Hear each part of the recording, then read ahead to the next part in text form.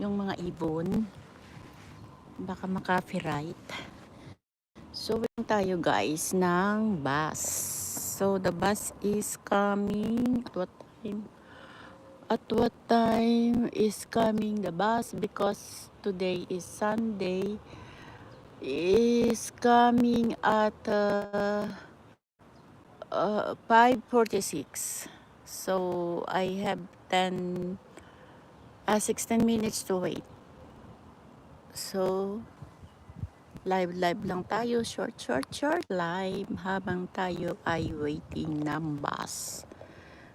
So, ito ang view, ito ang kalangitan, maliwanag, may araw, pero as in, for me, malamig pa yung hangin, kaya nakaano pa rin tayo, naka-sleeves, naka-long sleeves, fell pa. Sa matatapang, naka-t-shirt lang sila. Yung iba, mga naka-half body. Pero ako ayoko kasi man na mahirap na ang magkasakit. So, now waiting the bus. So, sa papasok, wala po akong second cellphone for giving you a moderator, and I don't know the chat will be appeared here because I didn't see yet. Anyway, no one's, as of now, no one see my live, and happy Sunday to all, and God bless.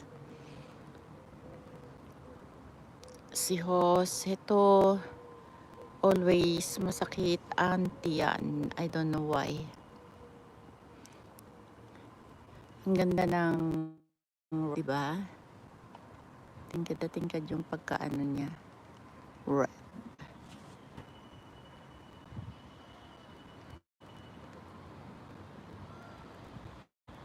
Yung mga huni ng ibon. Andito tayo sa waiting. Dati to mga mga, yung dahon na yan, bulaklak yan.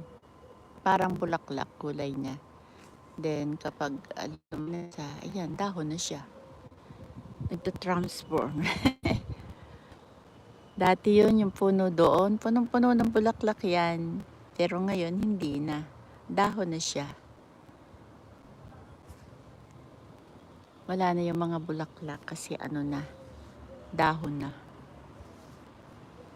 Yan, kinukunan ko yan ng video, yung mga puno na yan. Kasi hitik na hitik siya sa bulaklak. Ang tawag ata nila dyan, magnolia. As I heard, magnolia. Punong-puno yan ng bulaklak dati. Pink and white. And now, dahon na.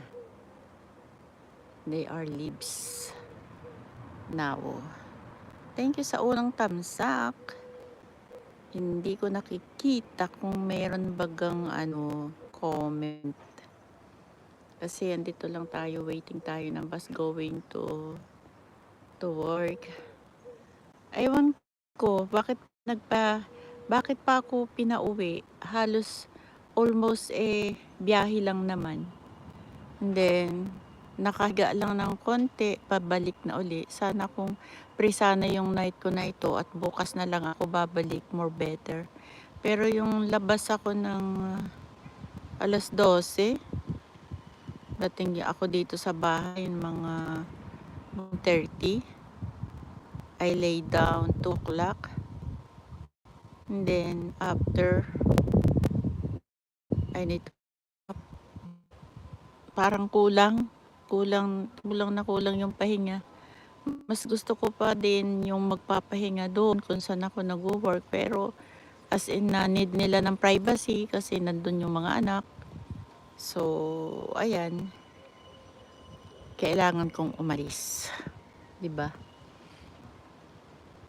Kailangang umalis tapos babalik kang muli.